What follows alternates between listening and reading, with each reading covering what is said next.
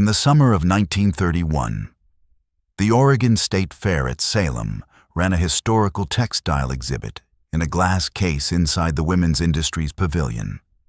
The exhibit was assembled by the Daughters of Oregon Pioneers and was called 79 Years of One Quilt, One Blanket, One Shawl. The blanket at the center of the case was a piece of green wool, 40 inches square, heavy in the hand, edged on all four sides with 2 inches of white tatted lace. The lace was yellowed. The wool was moth-repaired in 3 places. A small brass plate, riveted to the bottom rail of the case, said, "Baby blanket of Rose Rourke Pennell, sewn Zanesville, Ohio, 1851, carried to Oregon, 1852. 3 further generations. On loan from the family of the late Anna Pennell Ross, Willamette, Oregon." The exhibit booklet said the blanket had survived 1 river crossing, 1 Willamette Valley winter on a dirt floor, the typhoid of 1859, the measles of 1873, the influenza of 1918, and 1 house fire in 1921, which had destroyed almost everything else in the bedroom where it had been kept. The booklet did not say, because the booklet was small, the thing that had happened at the river. This script is the thing that happened at the river. It is also the 79 years that followed. The blanket was made by a young woman named Edith Rourke of Zanesville, Ohio, in October and November of the year 1851. Edith was 23, unmarried, a seamstress in the dress shop of Mrs. Chambers on Market Street. She was the first cousin of Hannah Rourke, who was at that time 19, newly married to Samuel Pennell of Muskingum County, and at the time the blanket was begun, 6 months along with her first child. Edith bought the wool at a mill on the river for 60 cents. It was a surplus bolt of military green, intended for Indiana militia tunics, and the mill had sold off the ends to dressmakers at a discount. Edith cut a 40-inch square from the bolt. She hemmed it twice on the bias. She tatted the lace herself in the evenings after supper by the light of a tin lamp, and she finished the last corner on the evening of the 5th of November, 1851, which was the evening before her cousin Hannah came into town on the wagon with her husband Samuel to purchase their outfit for the trail. Edith put the folded blanket into Hannah's hand at the door of Mrs. Chambers' shop on the morning of the 6th of November. She said, "Hannah, this will lay the child on the grass at every rest. This will be the child's first bed when you reach the valley. I have put my name on the corner in a black silk thread. Read it to the child when the child is old enough to read. I am not going with you to Oregon. I am staying with Mrs. Chambers, but I am going with you in this blanket. Mind it. Do not let it out of the wagon." And Hannah took the blanket, and she kissed her cousin on both cheeks, and she tucked it into the cedar chest in the wagon, and the Pennells rolled out of Zanesville on the 8th of November. And they wintered with kin in Independence, Missouri. And on the 29th of April, 1852, they joined a wagon train of 61 wagons bound for Oregon. The baby came at Fort Kearny on the Platte River on the morning of the 4th of June, 1852. Hannah was attended by a widowed Baptist woman named Mrs. Tuttle, who was with the train and who had birthed 11 babies of her own. The baby was a girl, healthy with black hair already an inch long. Samuel Pennell walked 3 miles out along the river that afternoon, and he sat on a sandbar, and he wept for 40 minutes, because he had not wept when he had married, and he had not wept when he had left Ohio. And a man could not hold it forever. They named the child Rose, for Samuel's mother in Pennsylvania, who had died when Samuel was 14. The blanket was opened out of the cedar chest that evening and laid on the floor of the wagon with the child on it for the first time. Edith's name, stitched in black silk in the corner, would be the first word the child saw when she was old enough to see. Hannah read it to Rose at every nursing for the next 11 months. Edith Rourke, Zanesville, 1851. The Pennell wagon kept pace with the train through June.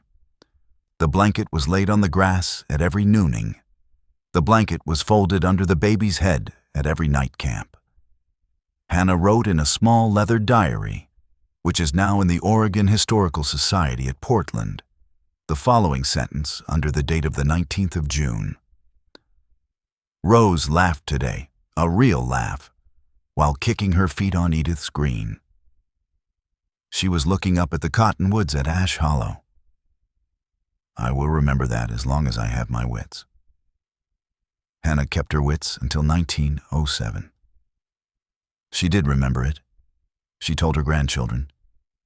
They reached Fort Hall in Idaho Territory on the 11th of July. The baby was now 5.5 weeks old. The heat that week was 102 in the shade of the wagons. On the 15th of July, the train pulled out of Fort Hall and began the long southwest descent toward the Snake.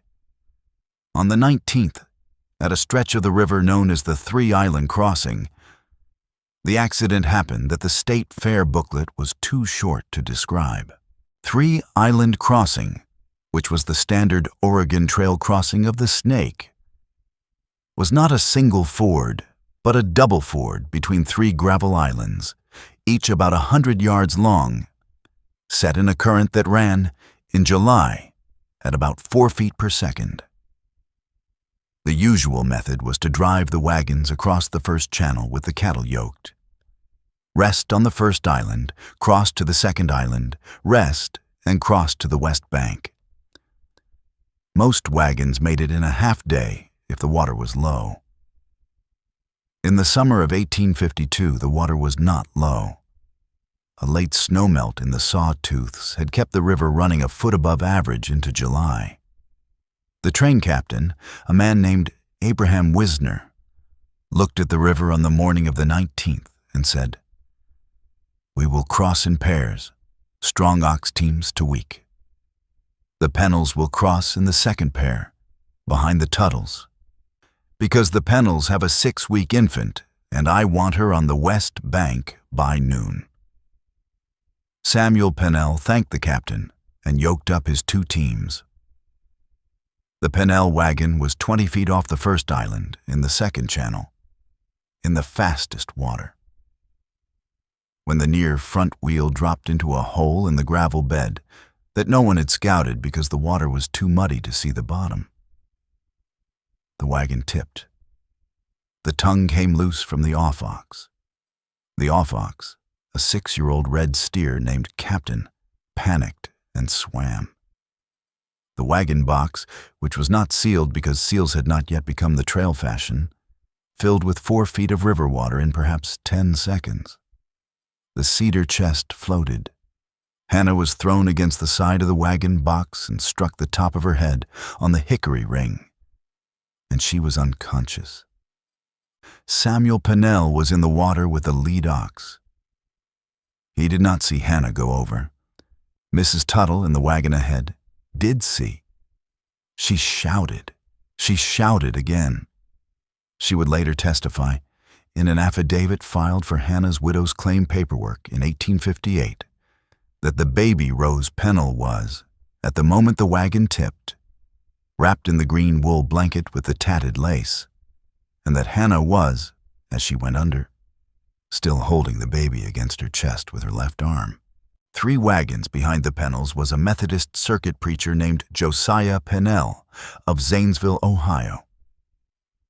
The name is the name you notice. Josiah was no relation to Samuel. The 2 men had discovered the coincidence at Independence in April, had laughed over it at the first camp, and had agreed to call each other Cousin Samuel and Cousin Josiah for the rest of the trail, which amused the whole train. Josiah was 31 years old, unmarried, traveling alone with a small wagon pulled by 2 mules, bound for a circuit assignment at the Methodist Mission at Mission Bottom on the Willamette. Josiah was in the water when the Pennell wagon tipped. He had halted his own mules on the first island and had walked down to help Samuel with the lead ox. When he heard Mrs. Tuttle shout, he turned, and he saw the baby first, a small bundle of green wool floating face up, being carried down the second channel at 4 feet per second. And then Hannah, beneath the bundle, already submerging. Josiah was the only man in the river within 20 yards. He went after the baby first, because the baby was on the surface. He would later tell my great-grandmother Rose, when Rose was 16 and asked him, that he chose the baby first. Because a mother, if she had her wits about her, would have wanted me to. Josiah caught the blanket bundle 12 yards downstream. He held the baby above the water with one hand, while he swam against the current with the other. He got the baby onto the first island. He laid the baby, still in the blanket, on the gravel. The baby was coughing and wailing, which to a preacher meant she was breathing, which to a preacher was all that mattered in that moment. He turned back into the river for Hannah. Mrs. Tuttle's husband had gotten to her by then and had pulled her to the upstream shore. Hannah was alive. The bang on her head had cracked her skull in a hairline, and she would have headaches for 30 years, but she was alive. Josiah then did the thing that the State Fair booklet mentioned in its one-sentence summary. He picked up the baby, still wrapped in Edith's green wool blanket with the tatted lace, and he put the baby on his shoulders. And he walked across the second channel and the third channel to the west bank, because he had decided, without consulting the captain, without consulting Samuel, without consulting anyone, that a 6-week-old baby who had been in the Snake River for 11 seconds needed to be dry and warm in a wagon on the west bank in the next 20 minutes. And he was the man on the island, and he was going to do it. And he did. The Pennell wagon, recovered from the river, was dried at the west bank for 3 days and then rolled on. It reached the Willamette Valley on the 29th of September. Samuel and Hannah took up a donation land claim of 320 acres on the east bank of the Willamette, 6 miles upstream of Mission Bottom.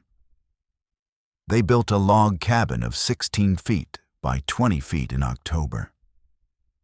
The blanket, still smelling faintly of river sand, was laid on the pine bough mattress in the corner where Rose slept. Josiah Pennell, who was not a cousin and who had by now become, to everyone in the Pennell household, the closest thing to a family member not of blood, rode his mule down from Mission Bottom every third Sunday to preach the morning service in the Pennell's front room and to take his dinner at the Pennell table. He baptized Rose in the parlor on the first Sunday of Advent, 1852, with a tin basin of river water and the green wool blanket laid across Samuel's arm. The baptism record is in the Salem Methodist Archives. The entry reads, Rose Pennell, infant, baptized November 28, 1852. Parents Samuel and Hannah Pennell. Baptizing minister, Reverend Josiah Pennell, no kin, Mission Bottom Circuit. Note: child carried across the Snake River by the baptizing minister July 19th this year. The winter of 1852 to 1853 in the Willamette was a wet winter. 81 inches of rain from November to April, according to the weather notes kept by the missionaries at Mission Bottom. The Pennell cabin had a dirt floor for the first 3 months, covered in puncheon planks only in February. Hannah wrapped Rose in the green blanket and in 2 additional wool shawls and kept her in a hickory cradle 3 feet from the hearth. The blanket did not leave the cabin until April. It did not go outside into the Oregon rain for any reason. In the 3rd week of February, the Pennells ran low on flour. Samuel rode up to Mission Bottom on the 1 remaining ox. He was gone 3 days. In his absence, a party of 4 men of the Kalapuya, whose people had lived in that valley for 1,000 years and who had not yet been displaced by the treaties that would come in the 1850s, came to the door of the cabin, out of the rain, hungry, carrying 1 deer. Hannah opened the door. She did not speak their language. They did not speak hers. One of them, an older man, pointed at the deer and then at Hannah's cooking pot. Hannah understood. She took the deer. She boiled a stew. She fed the 4 men at her own table. She put a bowl in front of each of them. The older man, before he ate, put his hand on the green blanket, which was folded in the hickory cradle by the fire, and he spoke a sentence Hannah did not understand. Then he ate. They left at dawn. Hannah wrote about it in her diary. She wrote, "I do not know what he said over the blanket. I think he blessed it. I will take the blessing either way." The diary, like most of her papers, is in the Oregon Historical Society. The blanket was folded under Rose Pennell's head for the first 4 years of her life. It was folded under the head of Rose's younger brother, John, born in 1855, for 3 years. It was folded in the cedar chest from 1858 to 1867, through Samuel Pennell's death of typhoid in 1859, through Hannah's 8 years of widowhood, through her second marriage in 1867 to a sawyer named Henry Beecham, which Josiah Pennell performed at the Salem Methodist. It was taken out of the chest when Rose's own first child, Anna, was born in 1874, and laid under Anna's head at every nap for the first 18 months of Anna's life. The blanket traveled with Rose, who had married a carpenter named William Ross of Willamette in 1871, and had moved 11 miles to a small farm on Crooked Finger Road. It was folded in Rose's own cedar chest after Anna outgrew it, and it was taken out for Rose's second daughter Mary in 1876, for her son James in 1878, for her son William Jr. in 1881, and for her last child Hannah, named for the grandmother who had gone under the snake in 1884. 5 children, all in the green wool blanket, edged with the tatted lace Edith Rourke had made by a tin lamp in Zanesville in the winter of 1851. In the typhoid of 1859, the blanket was laid across Samuel Pennell's feet in the log cabin bed where he died, at Hannah's instruction, because Hannah said the blanket had once saved a Pennell from a river, and might yet save one from a fever. The fever was stronger than the blanket. Samuel died on the 14th of August, 1859. The blanket was washed in lye soap and dried on the split-rail fence and put back in the chest. In the measles of 1873, the blanket was laid across Rose's daughter Anna, then 11 months old, through a 12-day fever. Anna lived.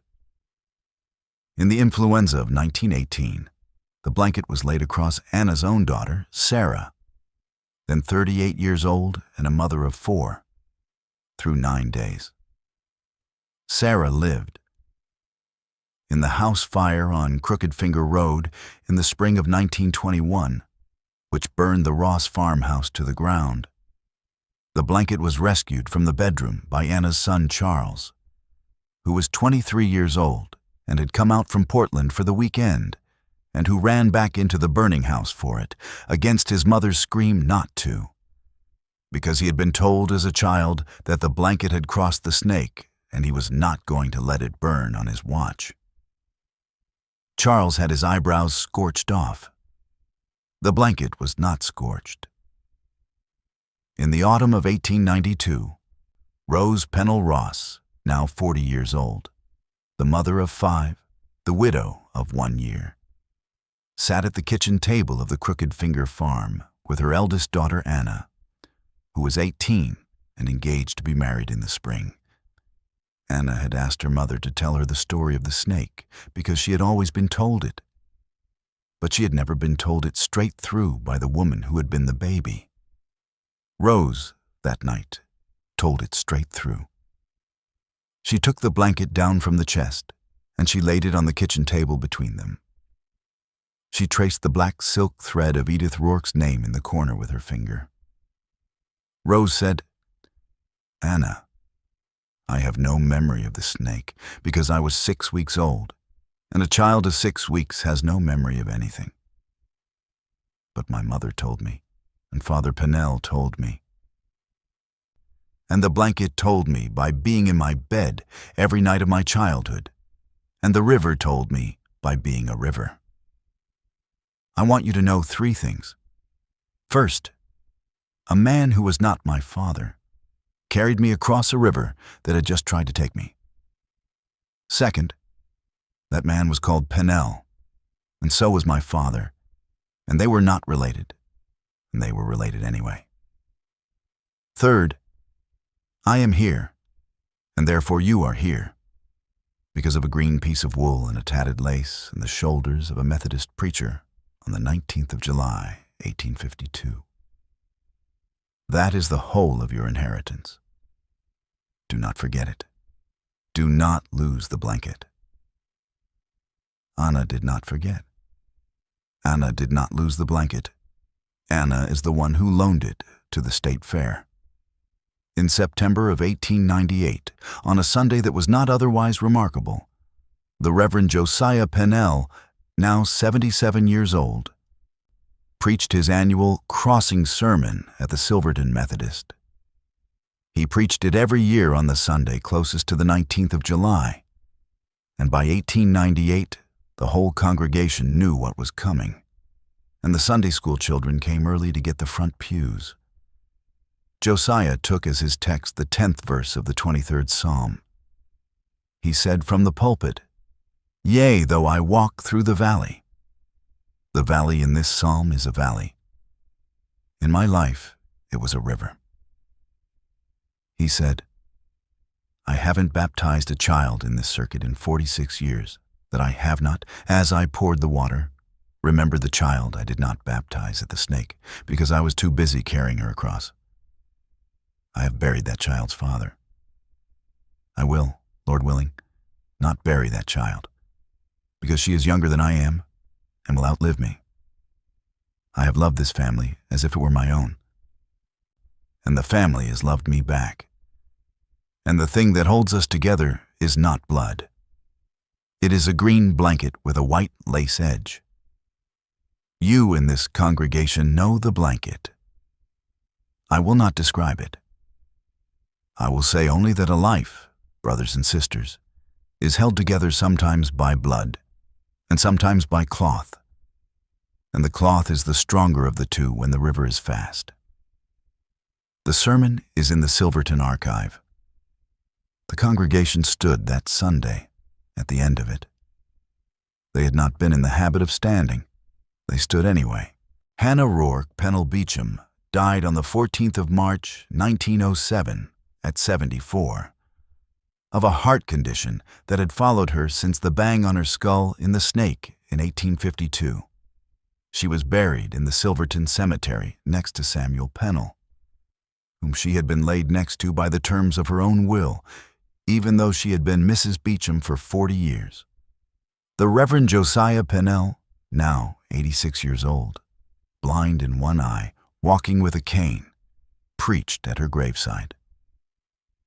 He had buried her first husband. He had married her to her second. He had married her daughter Rose. He had baptized her 5 grandchildren. He had buried her second husband Beecham in 1902. Josiah preached a short sermon at the grave, which the Silverton Methodist keeps in its archives. The closing paragraph reads, in his own hand, "I have known Hannah Pennell since the 2nd day of May in the year 1852, when we took our places in a wagon train at Independence, Missouri, and I was 3 wagons behind her, and my mules were thin, and her oxen were strong, and I thought she was a sturdy Ohio woman who would cross any river. I was right about the river. I was wrong about the sturdiness. She was not sturdy. She was steel-wrapped in Ohio calico. She went under the snake in 1852 holding her baby.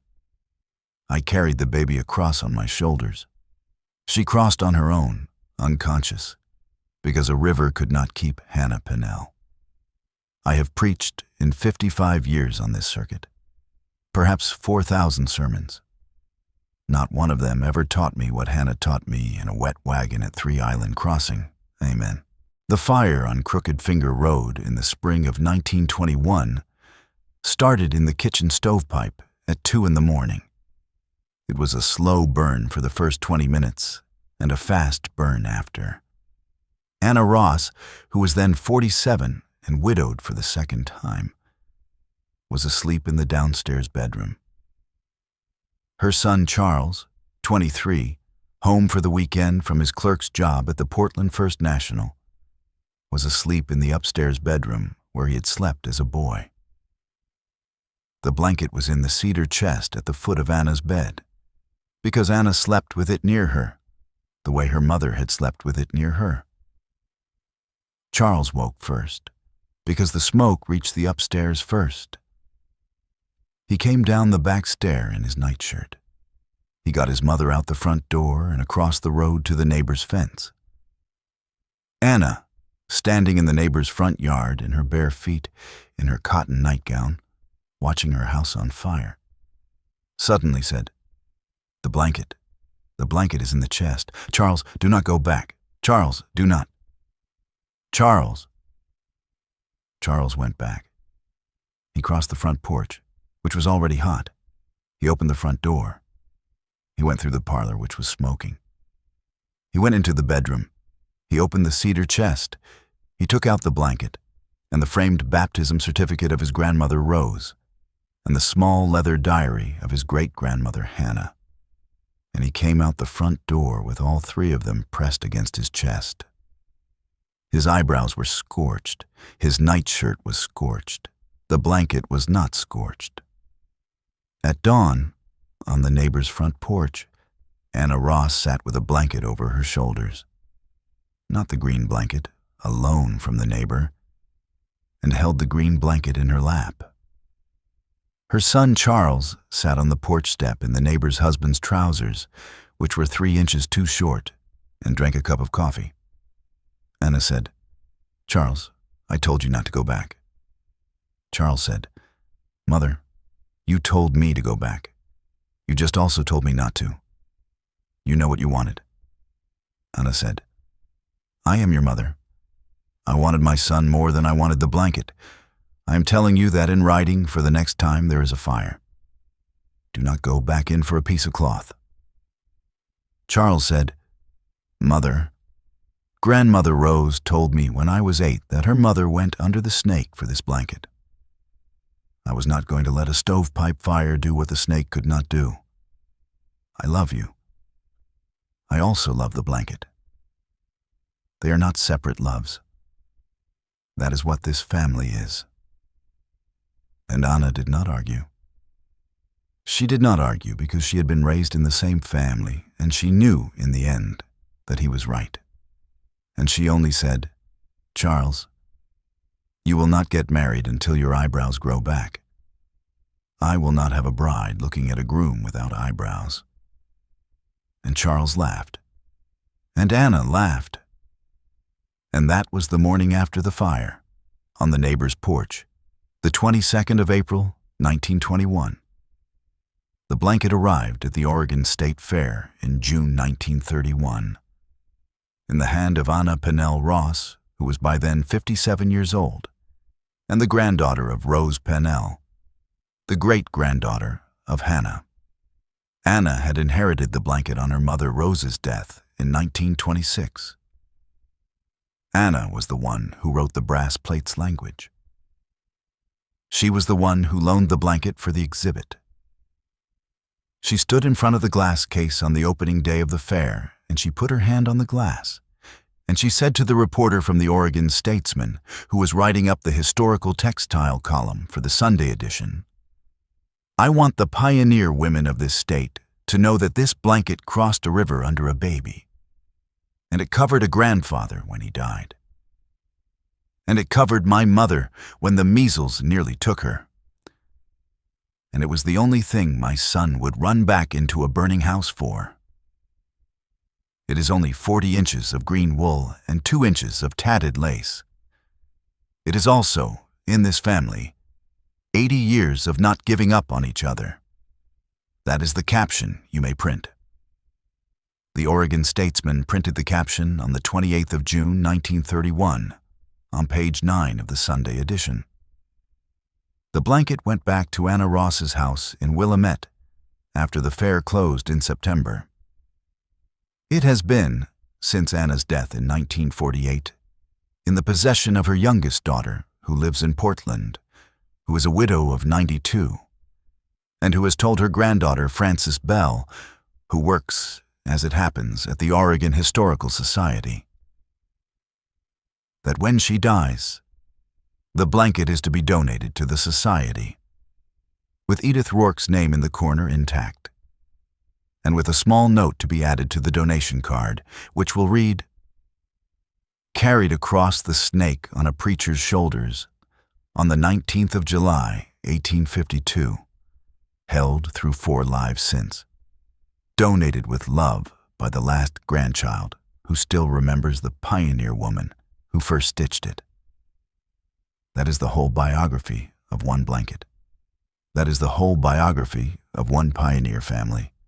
In this country, they are, in the end, one and the same thing.